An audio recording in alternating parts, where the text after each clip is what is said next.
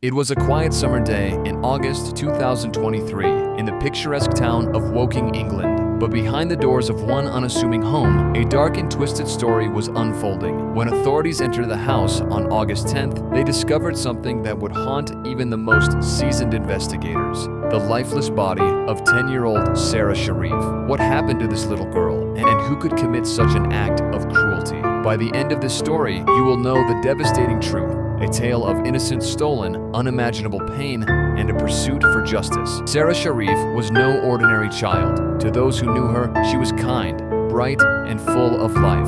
But behind the walls of her home, Sarah's life was a nightmare. The post-mortem examination revealed the horror she endured. Sarah's body was covered in over 70 external injuries. There were bruises on her arms and legs, burns on her delicate skin, and even scars from what appeared to be beatings with steel rods. Her bones told the story of untreated fractures. Even her eyes bore marks of cruelty, stitching as though someone tried to cover up the injuries. These were not the results of an accident. They were the marks of prolonged and deliberate torture. The question remained, who could do this to a child? The answer lay with her father, Urfan Sharif, and her stepmother, Beinash Batul. They weren't just Sarah's caretakers, they were her tormentors. The day Sarah's body was found, Urfan and Beinash had already fled to the UK, taking their 5 other children with them. Their destination, Pakistan. They thought they could escape the consequences of their actions, leaving Sarah's lifeless body behind. But they underestimated the outrage and determination of the global community. As Sarah's story spread,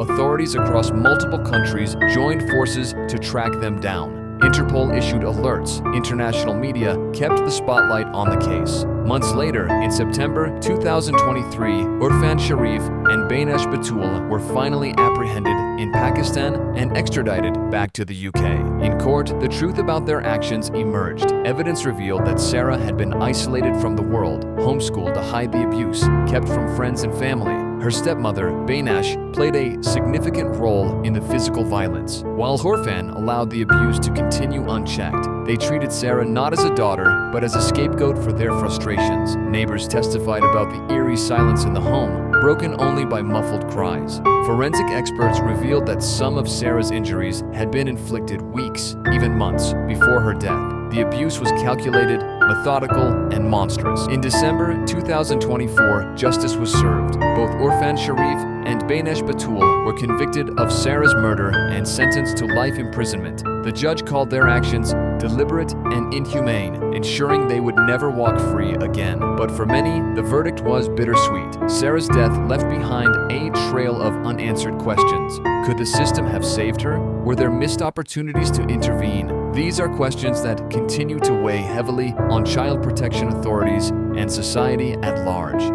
Sarah's story has sparked change. It has become a rallying cry for stronger child protection laws and better support for at-risk children. Sarah Sharif's life may have been tragically short, but her story has left a lasting impact. Let us honor her memory by ensuring that no child suffers in silence, that no plea for help goes unheard, and that every child has the chance to live a life free from fear. Sarah Sharif, a name the world will not forget, a child who deserved so much more. Rest in peace, Sarah. Your story has moved the world to action.